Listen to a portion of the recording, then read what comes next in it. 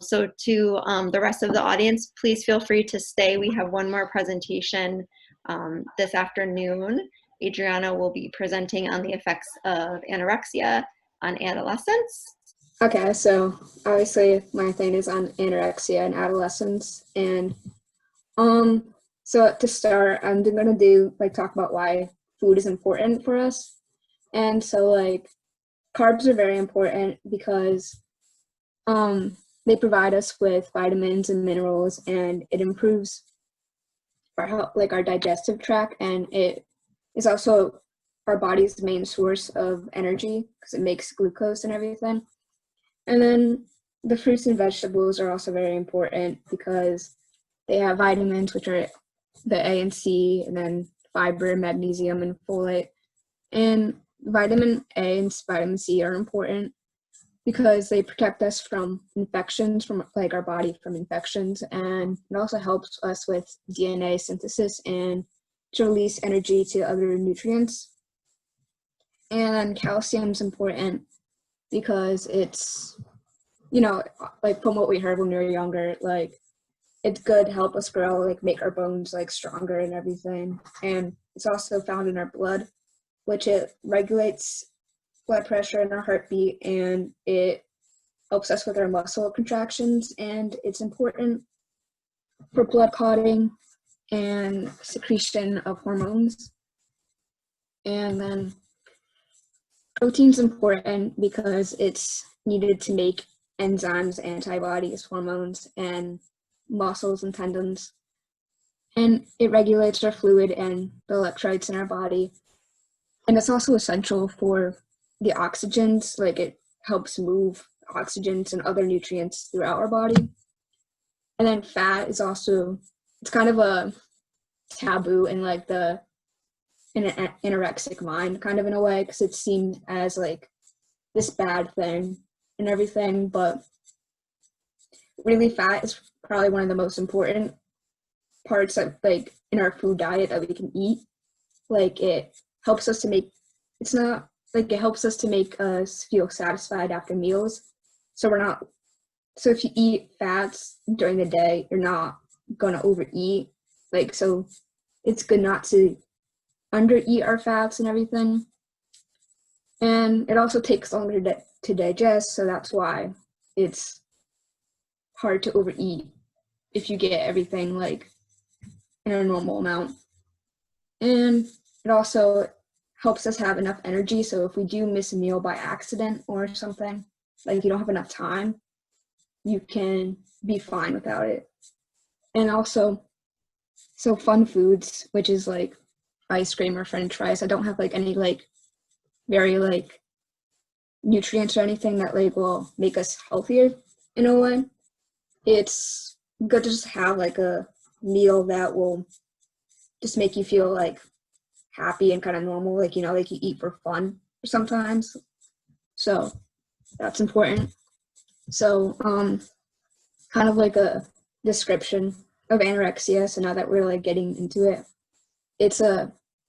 obviously it's a life-threatening disorder. It's a mental illness that has very fatal effects to it, and it affects the person's body image. It distorts how they view themselves as a person, makes them think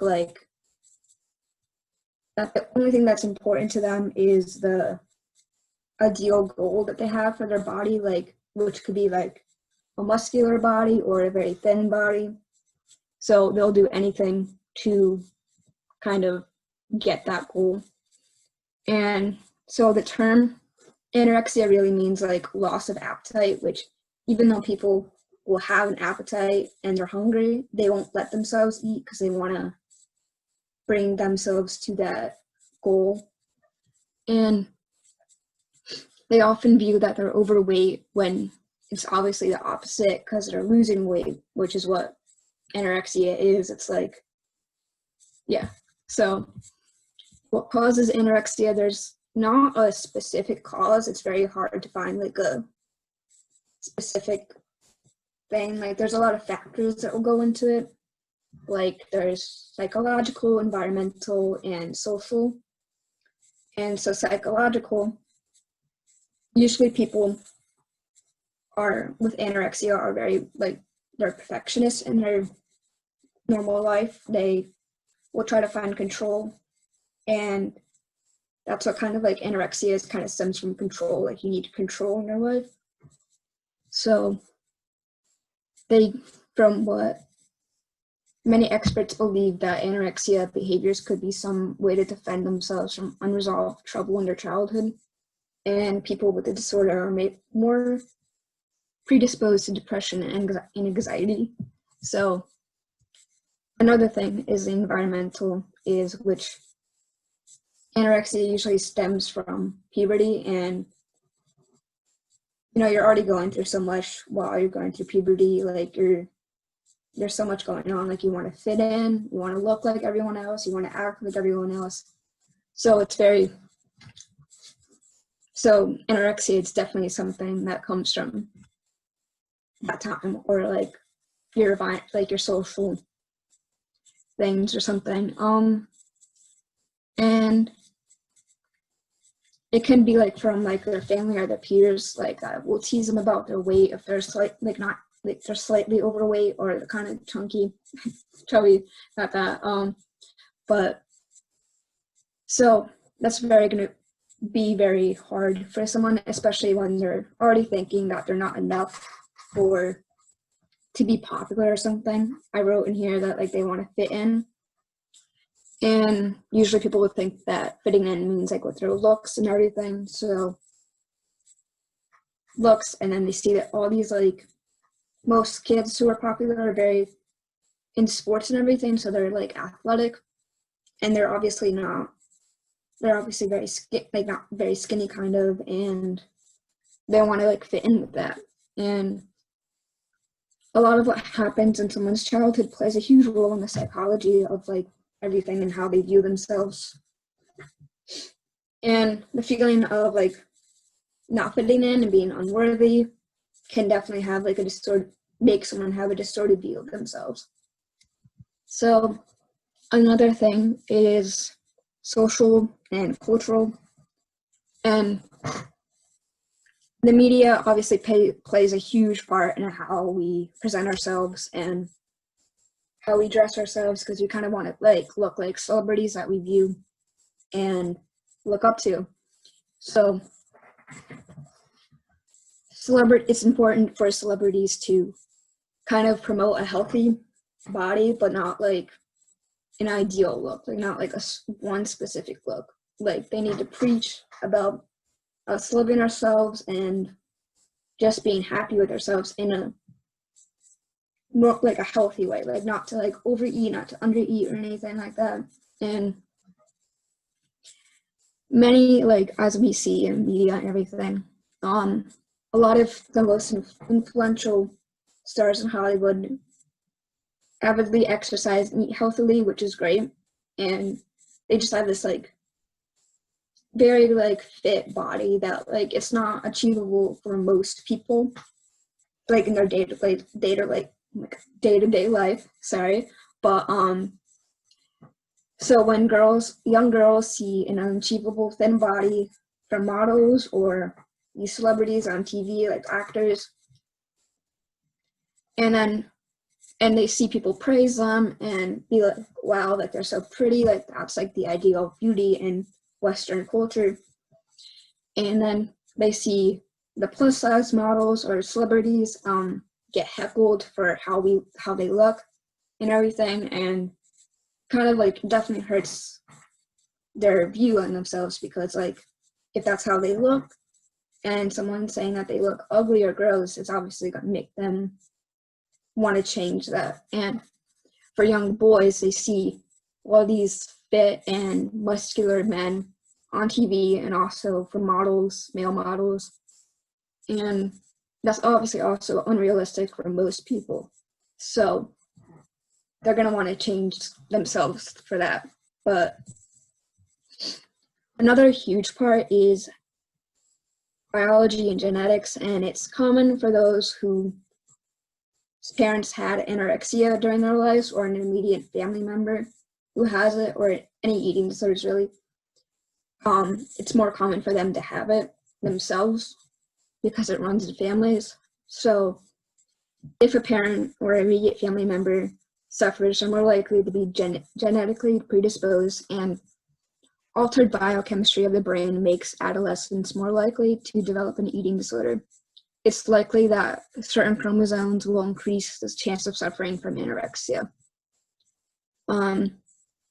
So the hypothalamic pituitary adrenal axis, which is HPA, releases dopamine and serotonin, and no, I can't pronounce that one, but like not that one will regulate stress, mood, and appetite. And researchers discovered that these neurotransmitters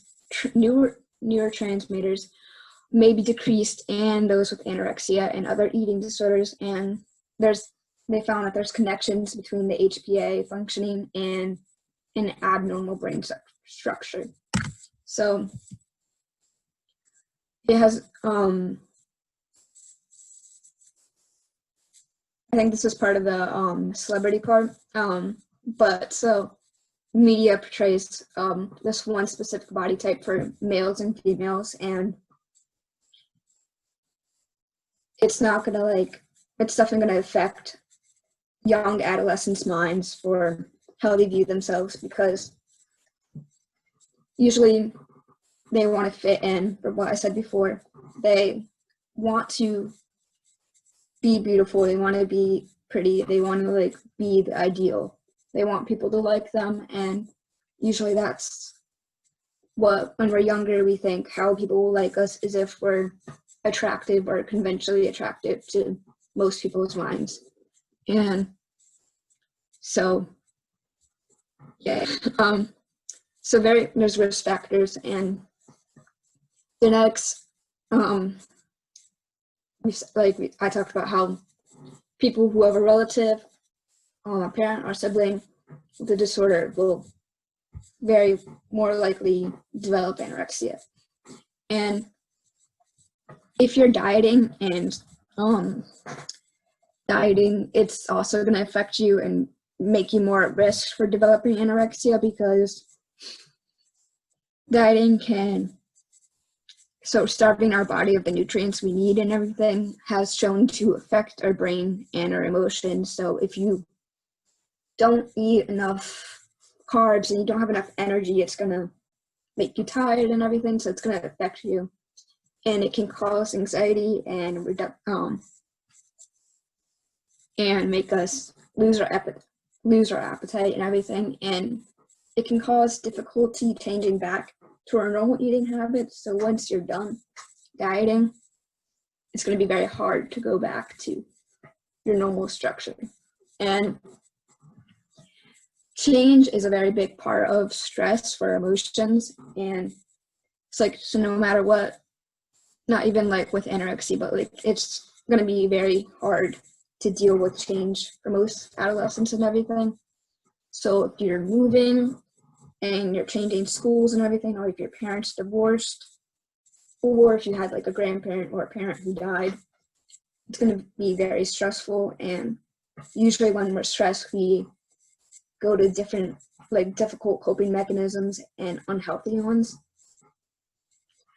So, and unhealthy coping mechanisms can be eating disorder behaviors like the dieting, the starving, or feeling like the unworthiness and feeling that you want to be skinny and have some sense of control. And the sense of control is what can lead to anorexia and everything. If it's with food, if you want to control food. So there's a difference between boys and girls, and I wanted to like make an emphasis on this, because usually girls are portrayed in the media with anorexia or eating disorders, like boys are left out of this. So it's important to make sure they know that this could happen to them too. And it's very, even though it's not as likely that they will have an eating disorder, it can happen. Like eating disorders can happen to anyone, like any age or any race, any gender, it doesn't matter. And so this could also be for girls too, but things that could put boys at risk for an eating disorder are being chubby as a child and you were teased by it from your friends or your family, or having a higher than average body weight and the body dissatisfaction with that, and which can make you want to change that. And boys who have high risk sports that favor thinness, and having a sport that favors being thin can definitely be like a huge factor into playing into anorexia for adolescents. And boys who have depression, or anyone who has depression or uses drugs, can definitely have like the stress of wanting to be thin and everything, because these are all unhealthy coping mechanisms of drug abuse, and it just spirals you down into. And so like I said, eating disorders usually only focus on females, but even though they're at lower risk, boys can develop eating disorders as well. It impacts 10 million men in the US alone. And so generally for boys, they're trying to become more fit, and girls are trying to become more thinner, because it's how we portray males and females in our media. And usually, and also since trans boys and girls are already having this dysmorphia with their body, it's more likely for them to develop an eating disorder because they want to have that ideal body. And maybe like becoming more fit for a trans boy will make them look more masculine, and it could just spiral into something like an eating disorder. And like I said, it's more acceptable in our media for women to have troubles with their body than men. And when boys exhibit their eating disorder behaviors, they're ignored, and that's not like obviously that's not okay, and that needs to change. And so that's why it's important to make sure that they know that they can go through this too, and it's not a sign of weakness and everything. So signs and symptoms of anorexia are, so the physical symptoms are extreme weight loss and a thin body.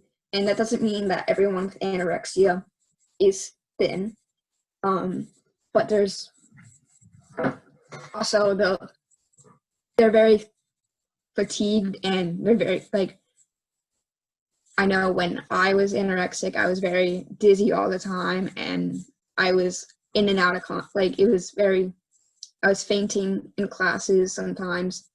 And so that's a very physical thing. And most of them are insomniacs, and their hair is thinning and it's falling out. And so, but I also never, when I was going through this, I didn't know that there was something called Latin glow, which is so when you're not eating, your body temperature is obviously, your body's trying to conserve and make food, and so your body temperature is going to go down and everything. So your body creates these small hairs across your body and everything, and to make sure your body's more warm while they're doing everything, while it's trying to work to keep you alive. So for women, it's abnormal periods or no periods at all, and it's can be on and off and everything.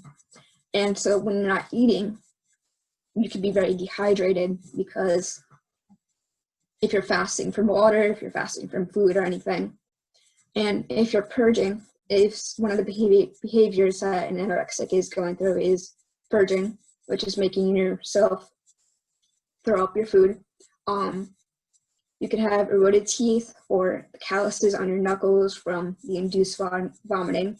And some of the behaviors that an anorexic could use is severely restricting the food intake and fasting. So that could be from dieting and everything, and the dieting could get increasingly worse. And the excessive exercise from working out like almost all day and everything. I know I used to try to work out every day, like most days from an hour, and I wouldn't take a break to eat or anything.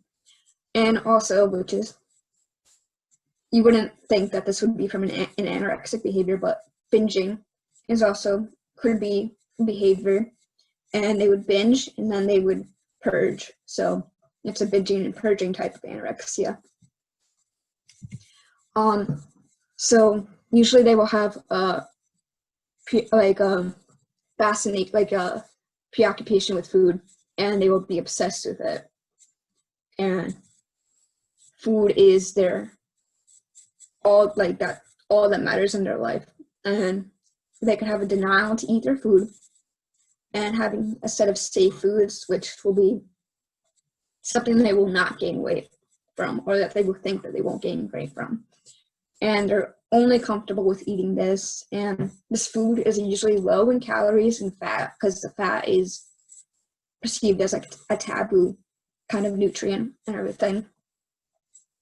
And they will create rigid rituals in regards to eating their food, like not wanting to eat in public, lying about their food intake, and having those safe foods. So they could be like eating at a certain time, eating small bites, or doing anything like that. And a very important, or not important, but a very big part is the fear of gaining weight. For anorexics, it's not, gaining weight is the worst thing that could happen to them in their mind. And they will constantly check their weight. They could be weighing their weight every time. So after I ate anything, I would check my weight, and I had to check you have to check your weight whenever you eat, or every other hour. And then they will constantly wear baggy clothing or covering clothing, or something that would keep them warm and covered, so no one has to see their body. And if you they will complain about being fat, even though you know they're not fat. And it just has, when they look at themselves in the mirror, it's just very dysphoric body, which is why trans people will more likely be with anorexic, or not, or have behaviors of a eating disorder. So the diagnosis for anorexia is kind of interesting, because it could be there's eating disorders usually all have similar behaviors that go with hand in hand and everything. So for a physical diagnosis, a doctor will check your weight and your height, and if a person weighs less, so a person could be way less than 15% of their normal body weight, which will definitely be a factor for diagnosing anorexia. So vital signs, they will check your heart rate, your blood pressure, your body temperature, and they will listen to the heart and lungs and examine your abdomen. So that, and then lab tests, they will conduct a complete blood count, which is a CBC, and they will have urine tests, which might be needed. It could be a last step.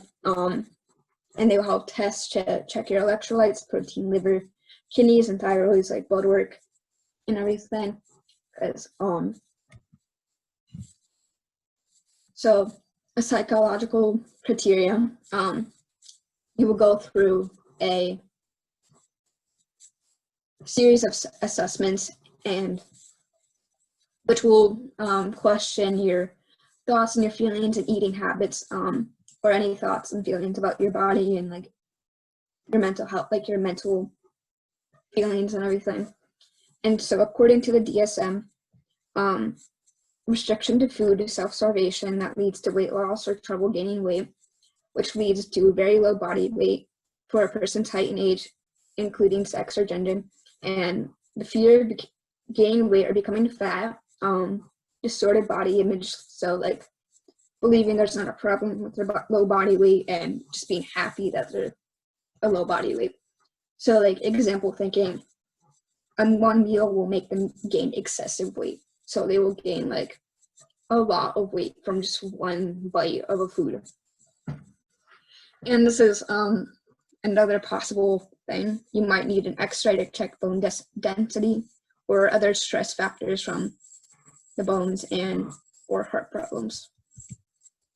So the types of anorexia, there's restricting, which is severe restrictions on what they eat, which could exclude certain groups of food from diet. So like that could be like the fat or the carbs, because those are taboo subjects, even media and everything. And the behaviors can include excessive exercise and fasting. So then the other one is binging and purging, as I said, which will also restrict your food intake, but you also binge. So you can go periods of time where you don't eat anything, and then you will binge later on. So that's why it's important to make sure you eat a normal amount, and have your daily meals and eat when you're hungry. Except the problem of binging will be solved by purging. So, inducing the vomit,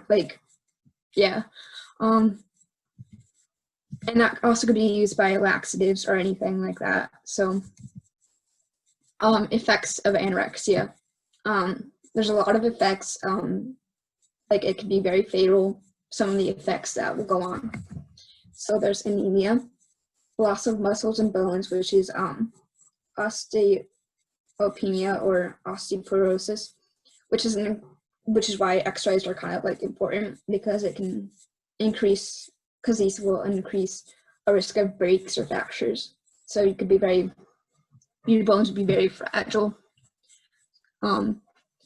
So for females, the loss of period and decreased testosterone for males, and you'll be bloated, nauseous, and your body will be deprived of like potassium, sodium, and chloride. And there'll be a very difficult time conceiving for some people, depending on how I don't want to undermine anyone, but how intense it could be. So this could also cause trouble eating a full meal. So early satiety, which is the inability to eat a full meal. So it'll be very hard to do that for some people after they have been anorexic. And there's also heart problems, which could be heart failure. And I also found that those who have been anorexic in their life are more likely to have premature births and have their child be a low body weight. So, which was very interesting to me. So continued. There's a lot of more physical parts, could be hair loss and brain shrinkage. Or bradycardia, which can weaken the heart, and that's when the heart beats at 60 beats per minute, which when an average heartbeat is 60 to 100. And then the bradycardia can reduce blood flow and weaken the heart. And so our brain, our brain can be affected by the lack of nutrition that we eat. So starving ourselves from our nutrition, which can decrease our cognitive function, and which is why the fainting and the kind of dizziness and loss, just not being there, the feeling of not being in the moment. So for some treatments, restoring weight is definitely one of the first things that we need to do, is restore the patient's weight, and your doctor will supervise the weight gain and the calorie intake, and sometimes you could have a meal plan and everything. So a therapist can work with someone to try to make strategies to help them gain weight healthily. And your family is going to be a huge part in recovery, and they can help the eating habits at home. So having family meals and family dinners and everything is very important. So there's different kinds of therapy that go with this, and this is the only evidence-based treatment for adolescents, which is family therapy, and it helps parents to be active in the adolescent's recovery. So it's very important. That's why like family is very important, especially if you're a young child and you're still living at home. Also, regular therapy, so like individual therapy, is important because it helps you to normalize your eating habits, and it helps reduce intrusive thoughts about food. So any thoughts, like unwanted thoughts about making you feel dysphoric about your body. And so these are some treatment places. So outpatient is a regular therapy session, and that could be like anywhere that you go to for therapy. And so these are like kind of like level-based kind of things. So usually many people who suffer from anorexia are at first, when someone finally notices that they need help, or they finally admit to themselves that they need help, that they could probably go to the hospital, and they would need like 24-hour care for anyone who is medically not able to, like keep themselves like healthy by themselves. So then so I'm gonna go from like the medical hospitalization and down or up. So then residential treatment is a 24-hour care where you live at this place. For me, when I went to residential, it was like a home kind of place. So like for me, it was me and 5 other girls, and we lived there, and we would just do day-to-day normal things, except we couldn't leave. Like, you're there, and you had to, there were 6 meals a day, which would be breakfast, then a snack, and then lunch, and then a snack, and then dinner, and then a snack at night. And you would have a set bedtime and everything. We couldn't watch TV during the day, which was fine. But so it's very intensive care, and you are watched like 24 hours a day, and weekends were the only time you really got to see your family. Like, your family would come in. For me, it was like every Sunday your family would come see you. And I was there for like a month, 2 months, and you kind of like build up in there too. Like every week you got a new level, and you start building more trust with yourself and the therapists and the doctors and everyone. So you get more freedom to do more things. Like, you got freedom to go out and see your family more weeks, for like more days of the week or something like that. It really gets you to go. Like, for me, when I was there, it really made me realize what I was doing to myself and how much I didn't want to do that anymore, in a way. So then there's PHP, which is partial hospitalization, and so I was there first before I went to residential, and everything. But it's a group therapy, and it's usually maybe it's like a therapy building or whatever, and it's 5 days a week, so like 6 to 11 hours, and you'll live at home. You'll be at home, and you still have freedom and everything, except it's like a school day. So I was there from like 8 to like 4 every weekday, and it's just a good way to keep you on track and everything. and you're with probably like 5 to like 10 other teams. Like, it doesn't matter how many, like it could be any number.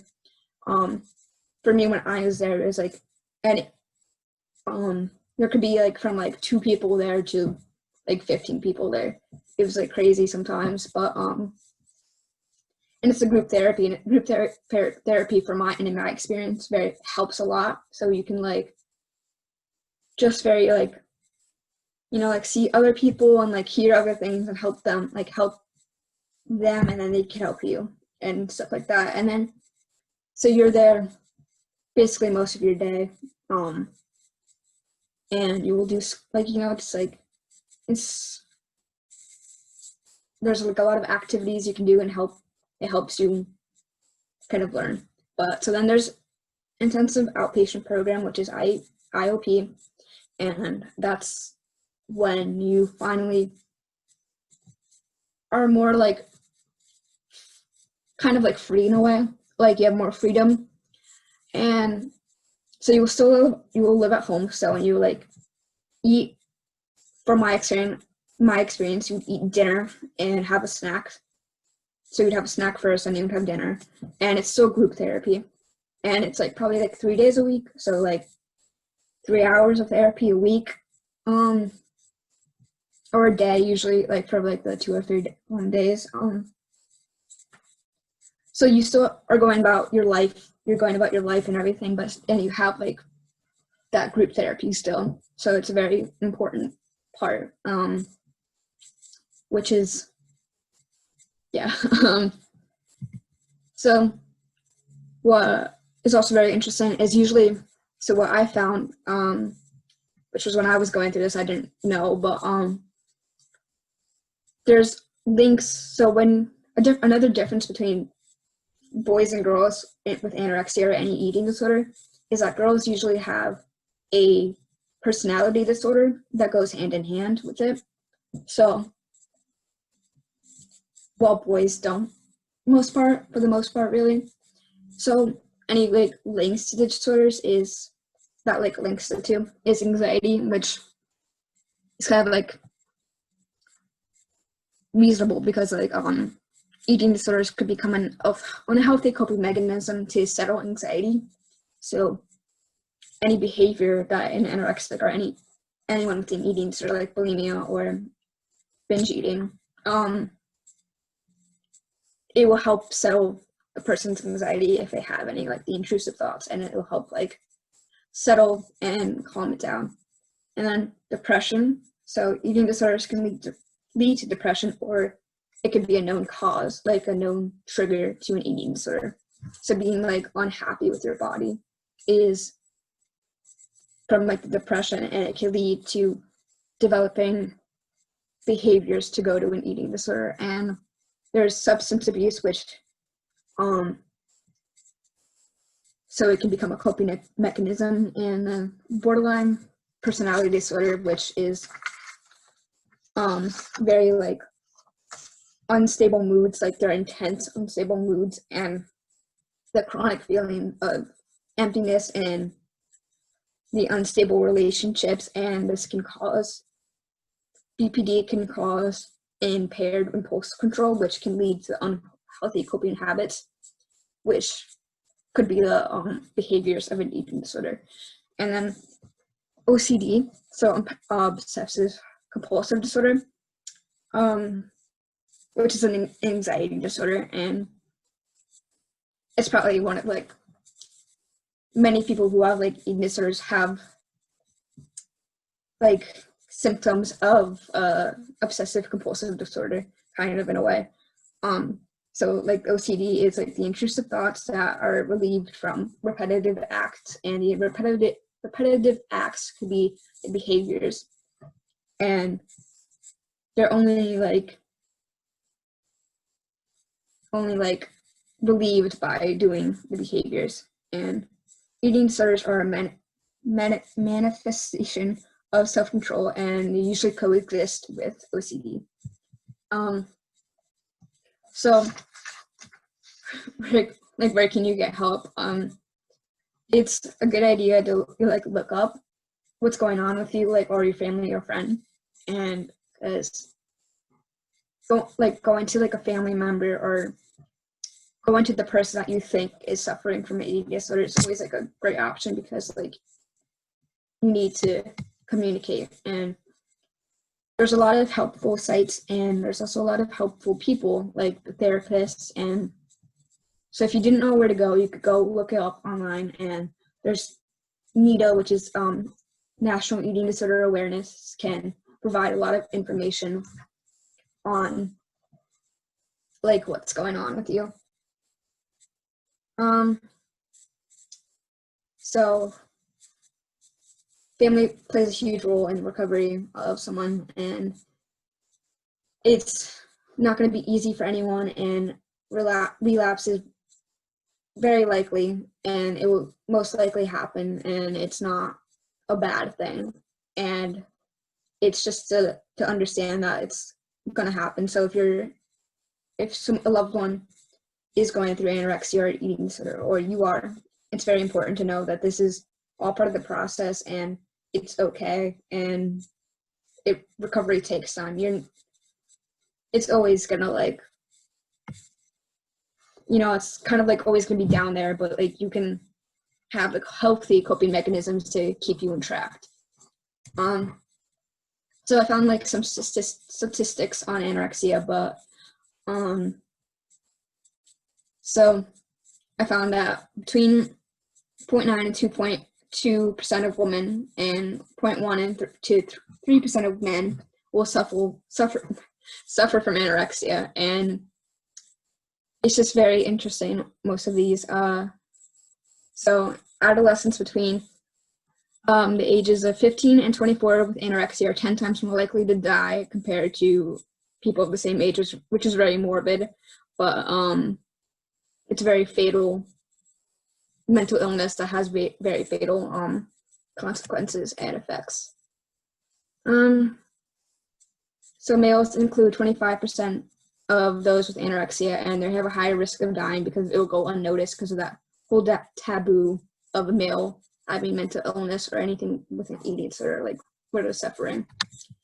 So yeah, I just have a lot of statistics, so that's kind of it.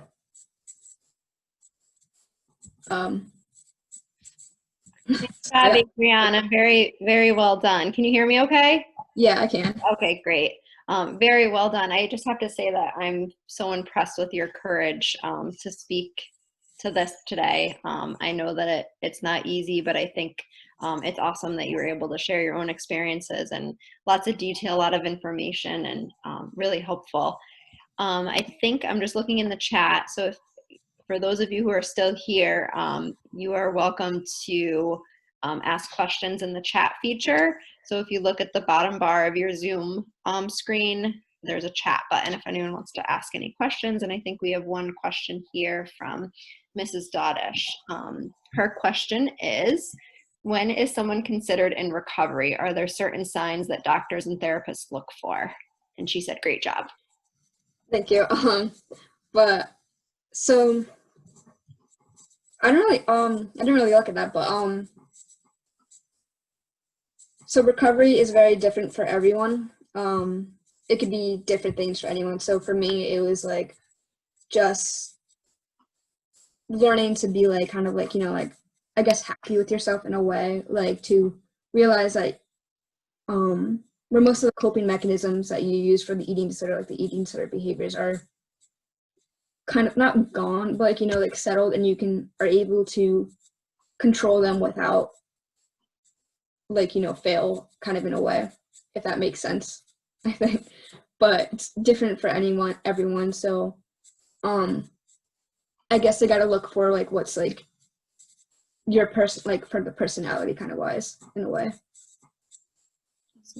Makes sense. I would think that a peer connection, is important too. And I guess my question is along the lines of, do you find it important for those who've been in treatment to stay in touch with others through like a buddy system? Yeah, definitely. Because from what my experience, I so freshman year, it was a very hard, stressful time for me. So that's where like the stress comes in. But Mhm. so it was like I was there until like December, I think, and then so I started in IOP actually, and which is like the 3 hours Mhm. for like two to 3 days, and I was in touch with my friends. I didn't have very many friends that time, but so it's very important to have friends during this time because when I went to PHB, I only kept in touch with one person during that whole time, and this was like from December to like the end of the year to like July probably. So Mhm. when I went to residential, I lost that one friend, so it was very difficult for me to kind of like from only having my family and then the friends I made in group therapy. So like it's very important to keep in touch with your outside friends. So you don't have to like your whole life isn't surrounded by the eating disorder. Sure. No, absolutely. And I think, you mentioned the family piece too. I think that's a big part of it. And I would imagine that um, in the sessions that they include the family to kind of be part of that and continue that process of recovery. Yeah, I know because my family was a very big part because they would always, because that's like kind of like where the having like people talk about your body and everything or other bodies, like it's very, so my family would talk about my sister's body or whatever and kind of like stuck with me. So it's very important to have them like know that you can't like, you kind of can't really do that. So it's important to like teach them how to talk to you and how you can talk to them. Sure, absolutely. Um, there's only one other comment here. It just says from Lynn Landry, have to go to another meeting, but wanted to let Adrianna know that she did a great job. And I would echo that as well. A lot of courage again to come on here and share your experiences. And I hope that, you were able to reach some people through this, listening in, and because I know that it's helpful to hear. Nice job today. And I will be posting this on the websites and stuff so that if anyone couldn't come, they can watch it from the website. So nice work, and hope you have a great evening, and everyone else, hope you have a great evening too. And if anyone wants to join us, we have some presentations tomorrow. I believe they start in the early afternoon. It's posted on the GHS website if anyone wants to join in tomorrow. Mm-hmm. Do you have any other questions, Adrianna, before we hang up? No, I'm okay. Thank you. I'm sorry it took so long, but like. No, it was great. It was great information. We didn't have anyone after you, so you're good. All right. All right, take care. Good night, everybody. Bye.